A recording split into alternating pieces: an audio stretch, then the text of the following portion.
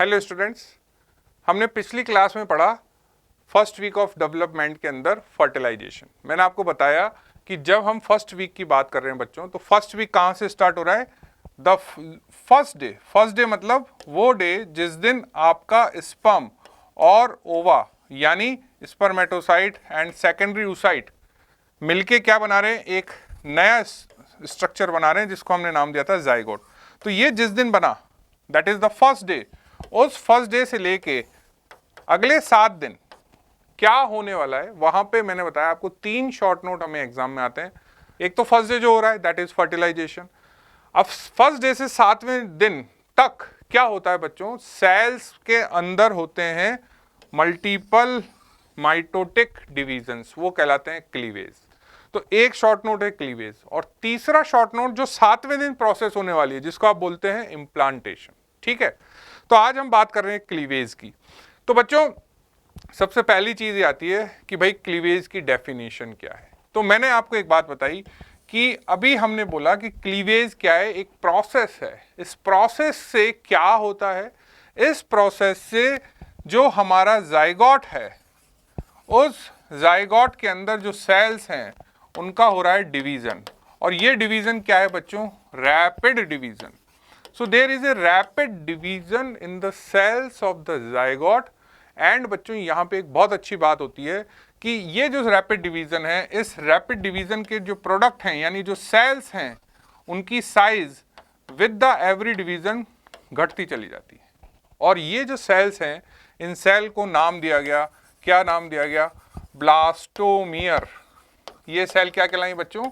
Blastomere. तो what is the definition of cleavage? Cleavage is defined as a process of rapid mitotic division in the zygote to produce the smaller cells which are known as blastomere. ठीक है, अब देखो यहाँ पे ये बात समझनी जरूरी है कि ये क्लीवेज नेसेसरी क्यों है, क्यों हो रहा है इतना रैपिड और इतना साइज छोटा क्यों हो रहा है बच्चों? बिकॉज आपको पता है कि हमने जब फर्टिलाइजेशन पढ़ा तो फर्टिलाइजेशन में एक सेल है जिसने अपना साइज मेंटेन किया, वो है सेकेंडरी oocyte। ये secondary oocyte it is the largest cell of the human body. हम ये पढ़ते हैं कि ह्यूमन बॉडी का सबसे बड़ा सेल होता है ओवा। तो अगर इतना बड़ा सेल अपना मेंटेन करेगा तो ये this is not the normal size of a human cell. तो इस सेल से हमें क्या लेके आना है? हमें लेके आनी है normal size of a cell, यानी हमें इसका जो न्यूक्लियस और साइटोप्लाज्मिक रेशियो है वो वापस से मेंटेन करना है। So to maintain that normal nuclear cytoplasmic ratio we need this type of the rapid division and we need to decrease the size of cell. बात समझ में आ गई? तो ये इसीलिए कहा गया कि what is the difference between the cleavage and mitosis. देखो क्लीवेज में भी एक तरीके का माइटोसिस ही हो रहा है, लेकिन दोनों में एक डिफरेंस है। क्या? कि माइटोसिस में सेल का साइज चेंज नहीं होता। ठीक है, यानी एक सेल है तो इससे सेम साइज की 2 सेल बनेंगी। क्लीवेज में क्या हो रहा है? क्लीवेज के अंदर अनइक्वल डिवीजन होते हैं। अनइक्वल डिवीजन का मतलब क्या हुआ बच्चों? कि जब हम बात करेंगे क्लीवेज की, तो क्लीवेज में क्या हुआ कि ये एक सेल है। इस सेल का जब माइटोसिस होगा तो 2 अनइक्वल साइज की सेल बनेंगी, एक बड़ी बनेगी, एक छोटी बनेगी। और अब जब अगला स्टेप होगा तो वापस पहले कौन सी सेल में डिवीजन होगा? जो बड़ी वाली है, इसमें वापस से डिवीजन होगा, फिर से एक बड़ी बनेगी, एक छोटी बनेगी। तो इस तरह से सेल का साइज छोटा होता जा रहा है।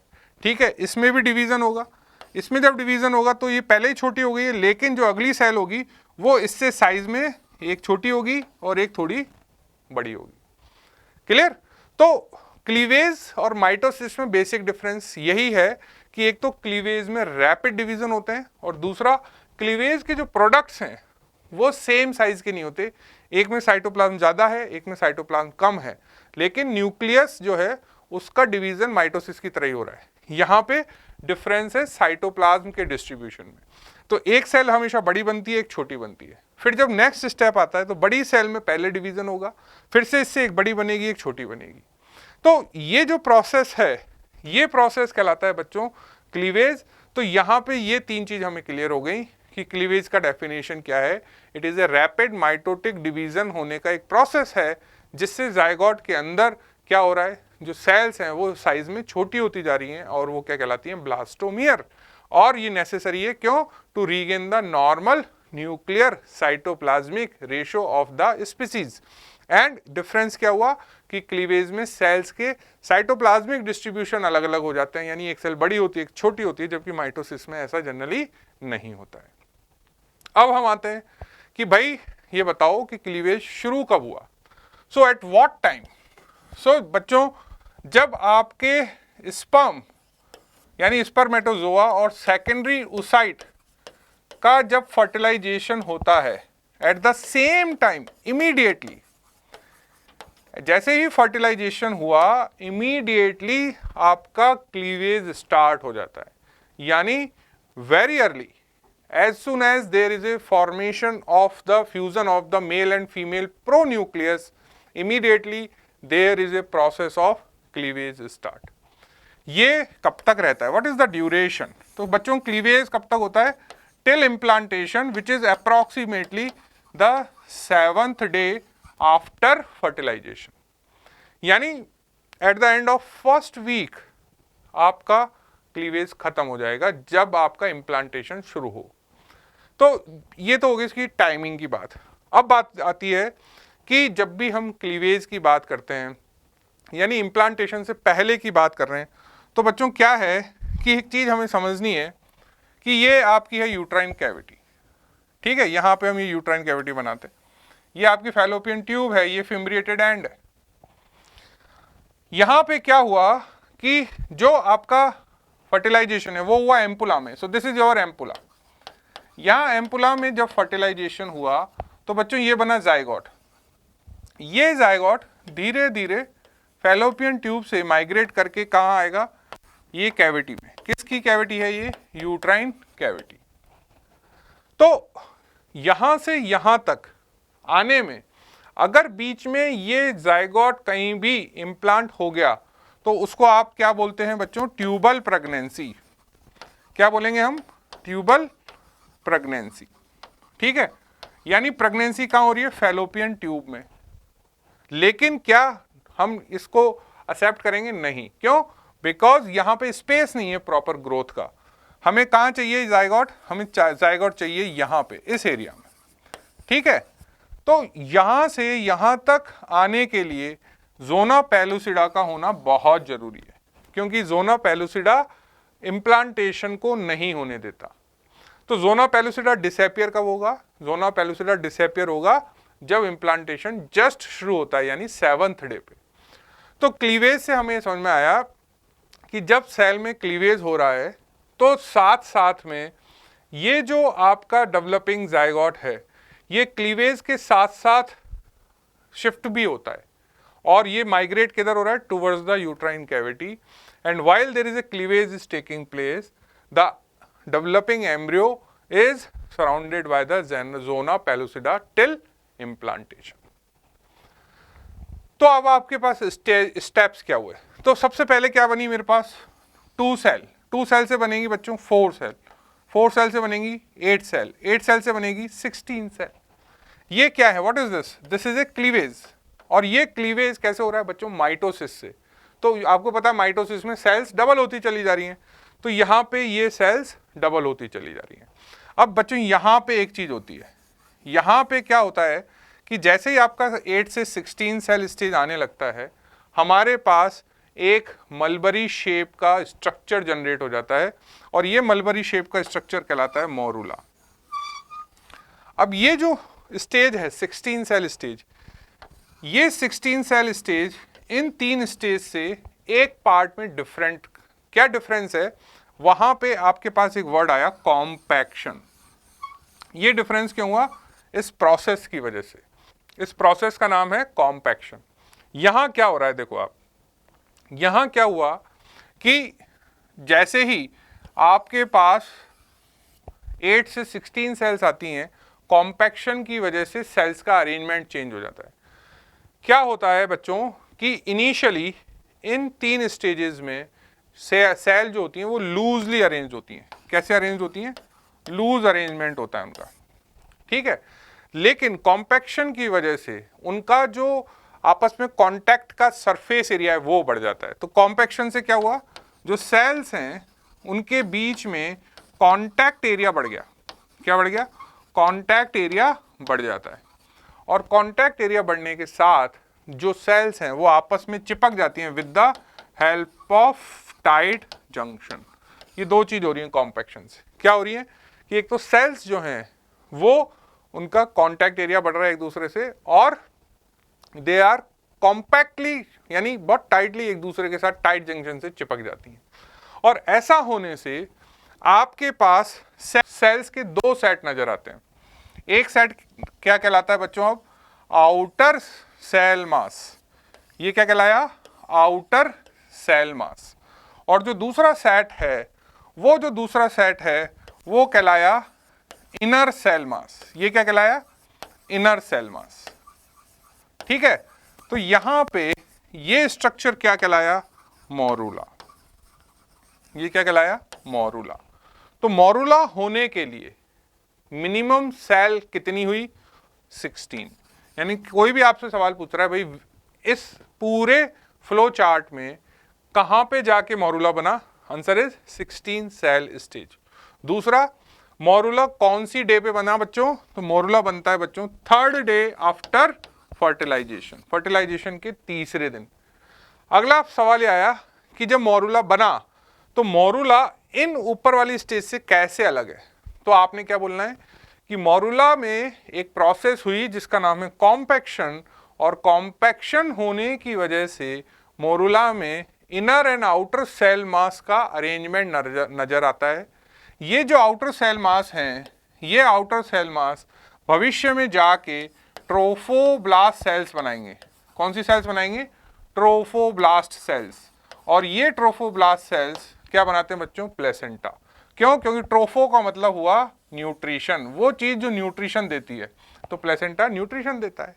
और जो इनर सेल मास है ये भविष्य में क्या बनाएगा? ये एम्ब्रियोब्लास्ट बनाएगा। और एम्ब्रियोब्लास्ट क्या होता है? ये वो सेल्स हैं जो एम्ब्रियो के ऑर्गन्स एंड टिश्यू बनाएंगी, ठीक है। तो यहां पे आप जब स्टेप देख रहे हैं तो कहां तक पहुंच गए आप? मोरूला तक। अब अगला स्टेप क्या है? अगला स्टेप है एक और नई स्टेज जिसका नाम है ब्लास्टोसिस्ट। तो बच्चों अब यहां पे क्या होगा ब्लास्टोसिस्ट में कि ये जो हमारी सेल है, कौन सी वाली? अंदर वाली, इनर सेल मास। इनके बीच में जो इंटरसेल्यूलर स्पेस है, इस इंटरसेल्यूलर स्पेस में अंदर क्या जाएगा? Uterine fluid. ये बाहर कौन सी लेयर है? दिस इज जोना पेलुसिडा, जिसकी अभी हमने बात की। तो इस जोना पेलुसिडा को पार करके आपका जो फ्लूइड है यूट्राइन कैविटी का, वो इंटरसेल्यूलर स्पेस में आ जाता है। कहाँ? इनर सेल मास के बीच में, ठीक है। और धीरे धीरे ये जो स्पेसेस हैं ये बड़े होने लग जाते हैं। फ्लूइड अंदर जाता जा रहा है, तो स्पेस बड़े होते जा रहे हैं। और धीरे धीरे क्या होता है बच्चों, अगले स्टेज में अगर आप देखेंगे तो ये सारे की सारे इंटरसेल्यूलर स्पेस आपस में मिल जाते हैं। और इनके आपस में मिलने से क्या होता है बच्चों? दो चीजें होती हैं। एक, जो पेरिफेरल सेल्स हैं वो फ्लैट हो जाती हैं। देखो ये गोल थी, अब ये कैसी हो गई? फ्लैट। और दूसरा कि ये जो इनर सेल मास है ये एक कोने में शिफ्ट हो गया, एक साइड शिफ्ट हो गया, ये ऐसे, ठीक है। तो अब इन दोनों में स्टेजेस में क्या डिफरेंस हुआ? इसमें और इसमें डिफरेंस हुआ कि हम बात कहां कर रहे हैं? हम अभी बात कर रहे हैं जहां फैलोपियन ट्यूब से आपका ये वाला जो स्टेज है ये यूट्राइन कैविटी की तरफ आ चुका है, यानी हमारा 6th डे खत्म होने वाला है। उस टाइम पे क्या हुआ कि जो यूट्राइन फ्लूइड है, यानी जो एंडोमेट्रियम से सिक्रीशन आ रहे हैं, जिसको बोला जाता है बच्चों यूट्राइन मिल्क। इसको यूट्राइन मिल्क क्यों बोलते हैं? बिकॉज इसमें बहुत सारे न्यूट्रिएंट्स होते हैं और ये न्यूट्रिएंट्स इन सेल्स के न्यूट्रिशन के लिए जरूरी है। तो ये जो यूट्राइन मिल्क है ये जोना पेलुसिडा से होता हुआ अंदर चला गया। कहाँ चला गया? इनर सेल मास की सेल्स के बीच में। और इनर सेल मास की जो सेल्स के बीच में जगह है, इंटरसेलुलर स्पेस, उसमें फ्लूइड भरता जा रहा है, यानी स्पेस फैलता जा रहा है, और ये धीरे धीरे सारे स्पेस आपस में जुड़ जाते हैं और एक कैविटी बनती है। इस कैविटी का नाम हो जाता है बच्चों ब्लास्टोसील। क्या हुआ इस कैविटी का नाम? ब्लास्टोसील। अब ब्लास्टोसील और मोरुला में क्या डिफरेंस है? यहां पे हमने इसको नाम दिया आउटर सेल मास, यहां पे इसको नाम दिया जाएगा ट्रोफोब्लास्ट। कौन सी लेयर? Trophoblastic layer. और बच्चों इसको क्या नाम दिया जाएगा? इसको नाम दिया जाएगा एम्ब्रियोब्लास्ट। इसको नाम दिया एम्ब्रियोब्लास्ट। सो अब आप ये देखो कि इन दोनों में क्या डिफरेंस है कि मोरुला में हमने नाम नहीं दिया है, मोरुला में सिर्फ हमने बोला कि सेल्स अरेंज होती हैं outer and inner cell mass में। जब ब्लास्टोसील बनता है तो इनर सेल मास के बीच के स्पेस में फ्लूइड भरा, फ्लूइड भरने से एक कैविटी जनरेट हुई, वो लार्ज कैविटी कहलाई ब्लास्टोसील, और जो इनर सेल मास था वो एक साइड शिफ्ट हो गया। अब ये जो शिफ्ट हुआ इनर सेल मास है ये कहलाया एम्ब्रियोब्लास्ट, और जो आउटर सेल यहाँ पे लेयर थी ये सेल्स हो गई पतली फ्लैट, और ये क्या कहला रही है? They are known as trophoblast. और अगर आप बुक पढ़ेंगे तो बुक में लिखा होगा कि the blastocoel cavity of blastocyst lined by the flat epithelial cells which are known as trophoblast। Clear? बात समझ में आ गई? तो बच्चों हम हैं कहां पे? अगर आप देखेंगे तो आप ये पाएंगे कि ये आपकी यूट्राइन कैविटी है, ठीक है। इस यूट्राइन कैविटी के अंदर ये फैलोपियन ट्यूब है। तो हम जब यहां से चले थे, ठीक है, ऐसे एम्पुला से जब चले तो ये जो स्टेज है ये यहां हम आ चुके हैं। तो यहां पे आपका क्या बन चुका है? ये ब्लास्टोसिस्ट। क्लियर?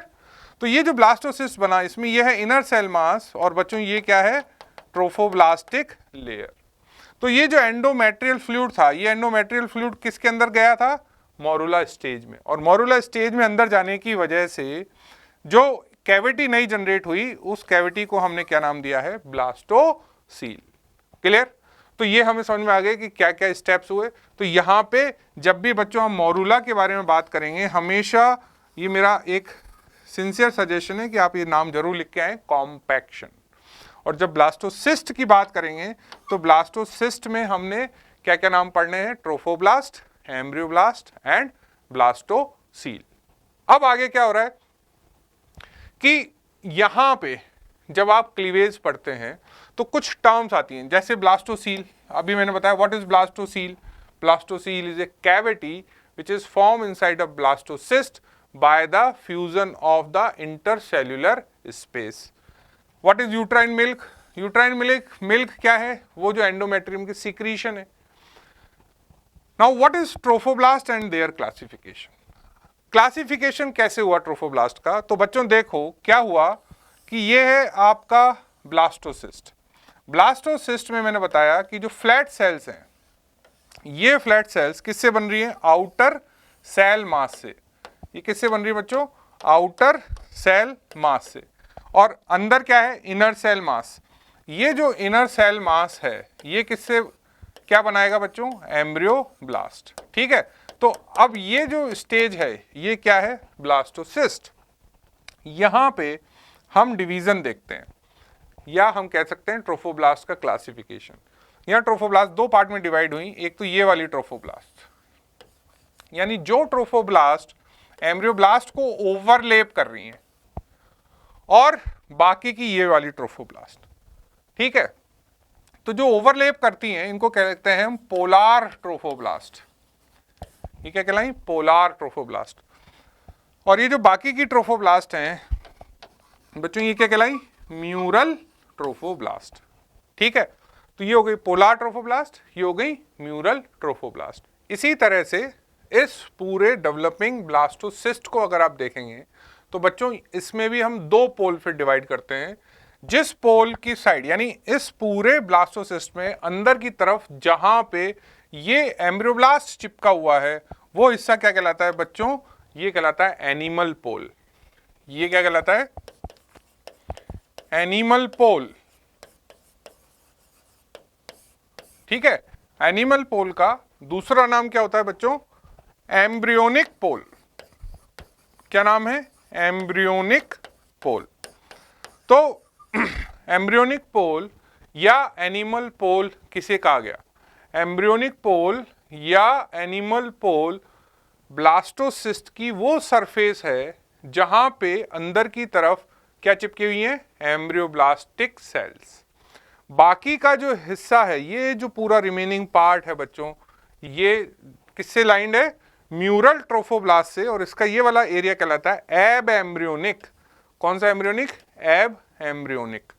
तो यहां पे बात समझ में आई कि जब हम ब्लास्टोसिस्ट की बात कर रहे हैं तो बच्चों ब्लास्टोसिस्ट में बहुत सारे टर्मिनोलॉजी आई हमारे पास। क्या टर्मिनोलॉजी आई? ट्रोफोब्लास्ट क्या होते हैं, ट्रोफोब्लास्ट को कैसे डिवाइड किया गया, एम्ब्रियोनिक पोल क्या है, एब एम्ब्रियोनिक पोल क्या है, ब्लास्टोसील क्या है।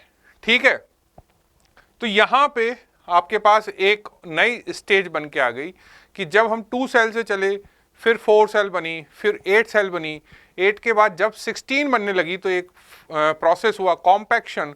कॉम्पैक्शन के बाद जो मॉरूला बना उसमें inner and outer cell mass arrangement हुआ। उसके बाद जो हमारा डेवलपिंग जायगोट है वो कहाँ पहुंच गया? यूट्राइन कैविटी में। और जैसे कैविटी की तरफ आया वहां से एंडोमेट्रियल सिक्रीशंस यानी यूट्राइन मिल्क कहाँ चला गया? Intercellular space of inner cell mass में। और इनर सेल मास के बीच के जो गैप था वो आपस में एक दूसरे से चिपक गया। उसने एक बड़ी सी कैविटी बनाई जिसको ब्लास्टोसील बोला। और ब्लास्टोसील के बनने से एम्ब्रियोब्लास्ट एक साइड में जाके चिपक गए। जिस साइड में जाके चिपके वहां के ट्रोफोब्लास्ट कहलाए पोलार ट्रोफोब्लास्ट, बाकी के ट्रोफोब्लास्ट कहलाए म्यूरल ट्रोफोब्लास्ट। और जो पोलार ट्रोफोब्लास्ट हैं उस साइड वाला एरिया कहलाया एम्ब्रियोनिक पोल, बाकी दूसरा साइड वाला एरिया कहलाया एब एम्ब्रियोनिक पोल। तो बच्चों ये जो एम्ब्रियोनिक पोल होता है, इस एम्ब्रियोनिक पोल को एनिमल पोल भी बोलते हैं। और इस पोल से पहले, सबसे पहले एंडोमेट्रियम के अंदर ये यहां से अंदर जाने लग जाएगा। यानी अगर कोई आपको पूछे कि भाई एंडोमेट्रियम में जब इम्प्लांटेशन होगा यानी जब जाके चिपकेगा तो इस पूरे स्ट्रक्चर में कहां से सबसे पहले चिपकेगा?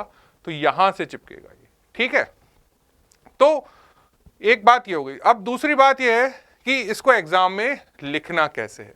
तो इसको एग्जाम में कैसे लिखना है उसके लिए अब हम मेरे नोट्स की बात करेंगे।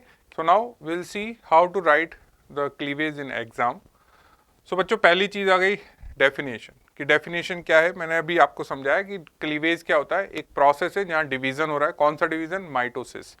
सो it is a process of repeated mitotic division of the cells of the zygote. और जो जाइगोट की सेल है वो कैसी होती जा रही है? माइटोसिस की वजह से छोटी होती जा रही हैं। और उन सेल्स को क्या नाम देते हैं बच्चों? ब्लास्टोमियर। तो सबसे पहली चीज आपने एग्जाम में क्या लिखी? डेफिनेशन। ठीक है, अब मैंने यहाँ पे एक लाइन लिखी हुई है।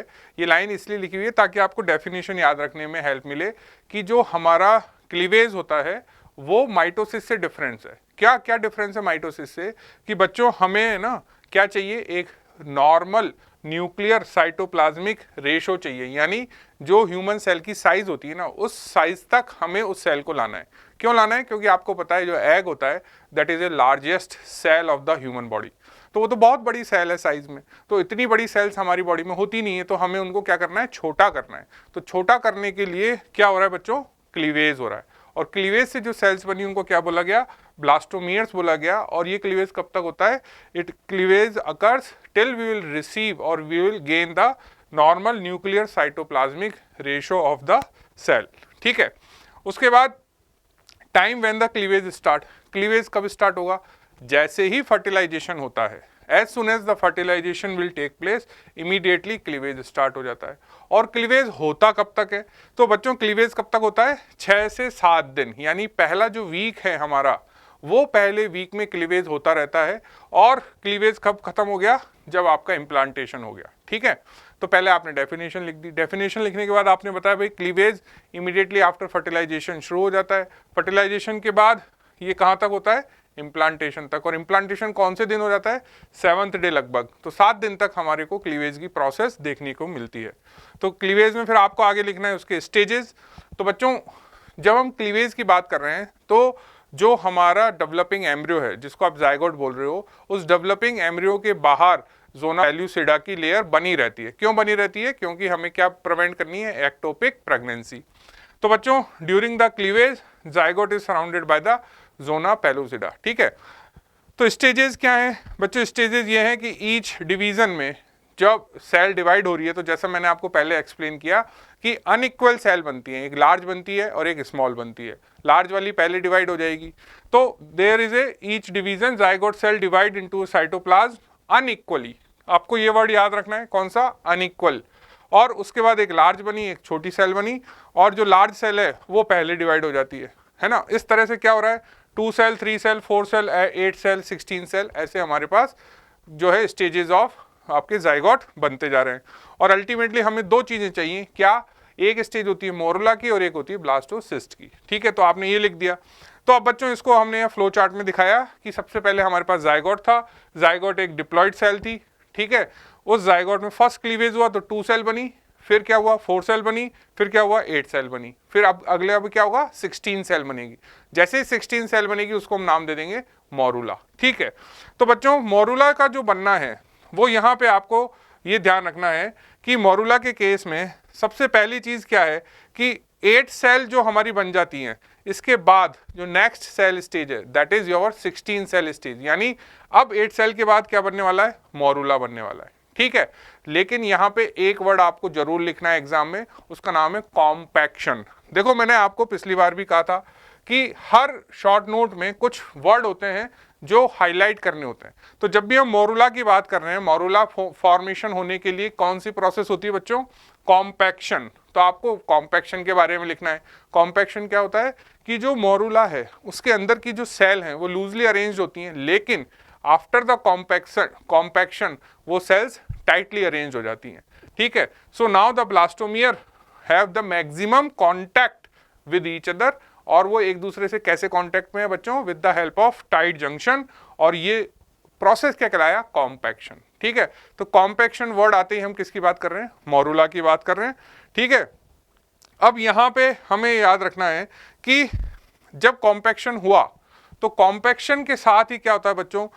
जो आपका ब्लास्टोमियर है वो 2 पार्ट में डिवाइड हो गया, एक ब्लास्टोमियर जो बाहर अरेंज हो गए और एक जो बीच में आ गए। ठीक है, तो after the 3-4 days of fertilization the compacted embryo divide into a 16 cell stage, और ये 16 सेल स्टेज क्या कहलाई बच्चों? मोरुला।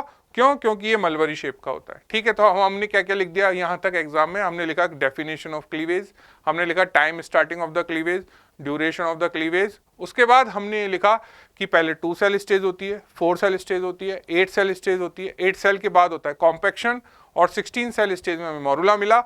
और मोरुला के अंदर कॉम्पैक्शन की वजह से outer and inner cell mass का अरेंजमेंट देखने को मिलता है। ठीक है, तो बच्चों मोरुला के कैरेक्टरिस्टिक क्या क्या हो गए? मोरुला कौन से दिन बनता है? 3rd डे ऑफ फर्टिलाइजेशन पे। ठीक है, कौन से डे पे बनता है? 3rd डे पे। दूसरी चीज, मोरुला के लिए कितनी सेल मास की हम बात कर रहे हैं? 16 सेल मास की। तीसरा, जब आपके पास मोरुला बन गया यानी उसके अंदर हमने 2 मासेस बनाए, एक हो गया आउटर सेल मास और एक हो गया इनर सेल मास। ठीक है, देखो अभी इनको हमने नाम नहीं दिया है, हम ट्रोफोब्लास्ट एम्ब्रियोब्लास्ट की बात यहाँ नहीं कर रहे हैं, हमने सिर्फ इनको क्या नाम दे दिया? Inner and outer cell mass. उसके बाद जो आउटर सेल मास होता है ये क्या बनाएगा? ट्रोफोब्लास्ट बनाएगा। इसका नाम अभी ट्रोफोब्लास्ट नहीं दिया है, बट हम ये बता रहे हैं कि आउटर सेल मास का फ्यूचर क्या है। आउटर सेल मास फ्यूचर में ट्रोफोब्लास्ट बनाएगा जो कि प्लेसेंटा बनाएगा, और इनर सेल मास जो कि एम्ब्रियोब्लास्ट बनाने वाला है, उससे जो हमारा एम्ब्रियो प्रॉपर है उसके टिश्यूज ऑर्गन्स बनने वाले हैं। ठीक है, लेकिन इंपॉर्टेंट चीज ये है बच्चों कि मोरुला स्टेज भी किससे कवर्ड होती है? आपके जोना पेलुसिडा से। ठीक है, अब क्या होगा? अब बनेगा ब्लास्टोसिस्ट। तो ब्लास्टोसिस्ट जो होता है ना बच्चों, ब्लास्टोसिस्ट जो है वो 4th डे के बाद हमारे को बनने लगता है। 3rd डे पे क्या बना? मोरुला। 4th डे पे क्या बन रहा है? फर्टिलाइजेशन के 4th डे पे ब्लास्टोसिस्ट। ब्लास्टोसिस्ट कैसे बन रहा है? ब्लास्टोसिस्ट बनने के लिए क्या हुआ कि जैसे ही मोरुला यूट्राइन कैविटी में आया, वहां से यूट्रस का जो फ्लूइड है जिसको आप बोलते हैं यूट्राइन मिल्क, वो अंदर चला गया जोना पेलुसिडा को पेनिट्रेट करते हुए, और जब अंदर गया तो जो इनर सेल मास की जो सेल्स हैं उनके बीच में जाके कलेक्ट हो गया, और वहां पे उसने स्पेसेस क्रिएट किए, और वो धीरे धीरे सारे स्पेस कॉन्फ्लुएंस हो गए यानी मिल गए, और उन्होंने एक बड़ा इंटरसेल्युलर स्पेस बना लिया, और वो इंटरसेल्युलर स्पेस क्या कहलाया? Cavity of blastocyst. और कैविटी ऑफ ब्लास्टोसिस्ट को बच्चों क्या नाम दिया गया? ब्लास्टोसील। कैविटी ऑफ ब्लास्टोसिस्ट को क्या बोला गया? ब्लास्टोसील। सील। ठीक है, तो जब हम ब्लास्टोसिस्ट का फॉर्मेशन लिख रहे हैं तो हमें क्या याद रखना है कि ब्लास्टोसिस्ट कब बनेगा, जैसे ही मोरुला के अंदर फ्लूइड जाने लगे। वो फ्लूइड कहां से आ रहा है, यूट्राइन कैविटी यानी एंडोमेट्रियम के सीक्रीशन से आ रहा है। वो सीक्रीशन क्या कहलाए, यूट्राइन मिल्क। और ये यूट्राइन मिल्क पहले कहां गया, intercellular space of inner cell mass. उसके बाद क्या हुआ, वो जो इंटरसेल्युलर स्पेस थे वो आपस में जुड़ गए, जुड़ने से कैविटी बनी, वो कैविटी ब्लास्टोसील कहलाई। ठीक है, अब क्या हुआ कि ये जो है ना, at this time developing embryo is now known as blastocyst. यानी जो आपका जाइगोट है जिसके अंदर कैविटी नजर आ रही है, जिसको ब्लास्टोसील कह रहे हैं, अब वो स्टेज क्या कहलाएगी, ब्लास्टोसिस्ट कहलाएगी। अब इसके अंदर हमें clearly inner and outer cell mass define हो जाते हैं।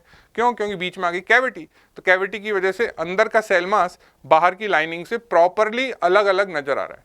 तो अब जो आपके सेल मासेज हैं उनको हम नाम देंगे। तो due to the formation of the cavity, inner cell mass which has compacted cells seen at one end, तो ट्रोफोब्लास्ट के अंदर वो एक एंड पे जाके अंदर की तरफ चिपक गए। तो वो जो इनर सेल मास था जो एक साइड जाके चिपक गया, वो क्या कहलाए, एम्ब्रियोब्लास्ट। ठीक है, और जो आपकी कैविटी है उसकी जो लाइनिंग एपिथेलियम है वो कैसी है, उन सेल्स को क्या बोला, जो आउटर सेल मास है। नाउ वो आउटर सेल मास की सेल कैसी हो जाती है बच्चों, फ्लैट। ये flat cells epithelial lining of blastocoel cavity और the cavity of blastocyst, they are known as trophoblast. यहां तक हमें लिखना है। उसके बाद हमें लिखना है कि ट्रोफोब्लास्ट को हम क्लासीफाई करते हैं। कैसे क्लासीफाई करते हैं बच्चों, देखो ट्रोफोब्लास्ट दो तरीके के हुए। एक वो ट्रोफोब्लास्ट जो कि एम्ब्रियोब्लास्ट के बाहर चिपके हुए हैं, तो जो ट्रोफोब्लास्ट एम्ब्रियोब्लास्ट के बाहर चिपके हुए हैं वो कहलाए पोलार ट्रोफोब्लास्ट। और बाकी की जो ट्रोफोब्लास्ट हैं बच्चों वो क्या कहलाए, म्यूरल ट्रोफोब्लास्ट। तो on the basis of the attachment of embryoblast, trophoblast दो तरीके के हुए। पोलार ट्रोफोब्लास्ट यानी वो ट्रोफोब्लास्ट जो एम्ब्रियोब्लास्ट को ओवरलैप कर रहे हैं, और बाकी की जो कैविटी है ब्लास्टोसील उसकी लाइनिंग में जो ट्रोफोब्लास्ट है वो क्या कहलाए बच्चों, म्यूरल ट्रोफोब्लास्ट। ठीक है, अब हमने क्या देखा कि जो आपका पूरा की पूरा जो ब्लास्टोसिस्ट है उसको हमने दो पार्ट में डिवाइड कर दिया।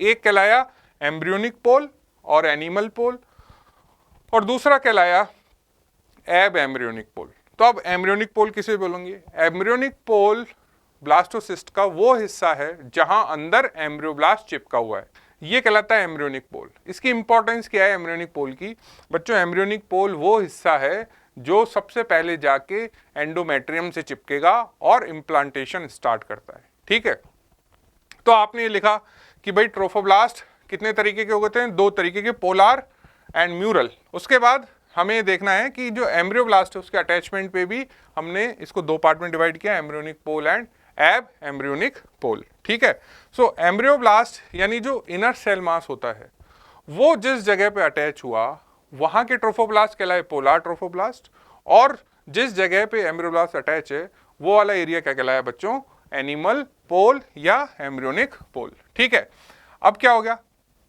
अब एट दिस स्टेज यानी at the end of first week, अब फर्स्ट वीक हमारा खत्म होने वाला है, हम पहुंच गए 6वें या 7वें दिन ऑफ फर्टिलाइजेशन पे, आफ्टर फर्टिलाइजेशन। तो आफ्टर सिर्फ 7th और 8th 6th और 7th डे ऑफ फर्टिलाइजेशन क्या होगा, ब्लास्टोसिस्ट की जो कैविटी है वो एनलार्ज हो चुकी होती है, और वो इतनी ज़्यादा बड़ी हो जाती है कि अब वो जोना पेलुसिडा को क्या कर देती है, फाड़ के बाहर आ जाती है। That is known as hatching. Hatching मतलब वो जो आपका ब्लास्टोसिस्ट है वो जोना पेलुसिडा से बाहर आएगा, और हैचिंग होने के बाद अब वो क्या करेगा, इम्प्लांटेशन। सो वो हम नेक्स्ट लेक्चर में देखेंगे।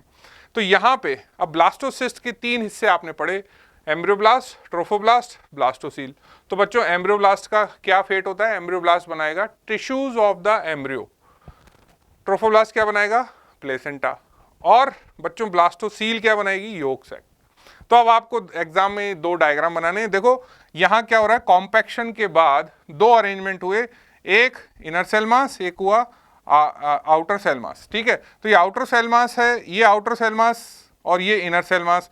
तो मैंने बताया आपको कि आउटर और इनर सेल मास का अरेंजमेंट किस में स्टार्ट हो गया, मोरुला में। ठीक है, और जब इसके अंदर फ्लूइड गया तो क्या बनी, कैविटी, और कैविटी के एनलार्ज होने से उस कैविटी को क्या नाम दिया, ब्लास्टोसील। तो यहाँ पे मैंने क्या किया, ये जो इनर सेल मास था ये एक एंड पे शिफ्ट हो गया, ये एक एंड पे शिफ्ट हो गया और ये कैविटी नजर आई, इसको नाम दिया ब्लास्टोसील।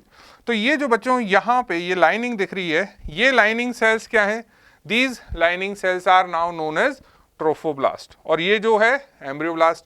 अब ये ट्रोफोब्लास्ट दो पार्ट में डिवाइड हो गई, जो यहाँ पे हैं यानी जो एम्ब्रियोब्लास्ट के बाहर हैं और जो यहाँ पे हैं। तो ये जो एम्ब्रियोब्लास्ट के बाहर की ट्रोफोब्लास्ट है ये क्या कहलाई, पोलार ट्रोफोब्लास्ट। बाकी की जो ट्रोफोब्लास्ट हैं ये क्या कहलाई, म्यूरल ट्रोफोब्लास्ट। ये वाला पार्ट इस ब्लास्टोसिस्ट का क्या कहलाया, एम्ब्रियोनिक पोल, और ये वाला पार्ट क्या कहलाया, एब एम्ब्रियोनिक पोल। ठीक है, तो इतना है जो आपको एग्जाम में लिखना है।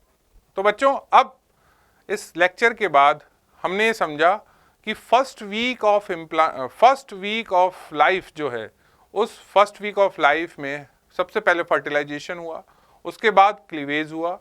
क्लीवेज को कैसे लिखना है, सबसे पहले हमें लिखना है डेफिनेशन, उसके बाद कब शुरू होता है, कितने दिन रहता है, क्लीवेज की कितनी स्टेप्स हैं, मोरूला क्या होता है, एंड सबसे इंपॉर्टेंट चीज़ कि जो ब्लास्टोसिस्ट है वो जब बन जाती है तो ब्लास्टोसिस्ट में बहुत सारी नई टर्मिनोलॉजीज हैं जो आपको एग्जाम में लिखनी है, trophoblast, embryoblast, blastocoel, uterine milk. तो ये सारा जो आप क्लीवेज में पढ़ते हैं ये सारा पार्ट आपको एग्जाम में लिखना है, एंड ये सारी जो टर्मिनोलॉजीज हैं यही आपके शॉर्ट नोट में दिखनी चाहिए ताकि आपको अच्छे मार्क्स मिल सकें। सो आशा करता हूँ आपको लेक्चर पसंद आया होगा। Thank you.